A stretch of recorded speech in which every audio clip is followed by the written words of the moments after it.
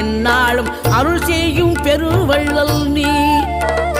மலைதோறும் படை வீடு இருந்தாலும் முருகாயன் மனவீடு வந்து அமர்வாய்.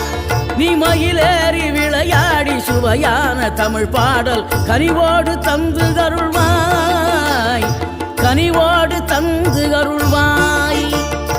ஆறுபடை வீடும் அருள் வழங்கும் முருகா அருகே நீ ஓடோடிவா.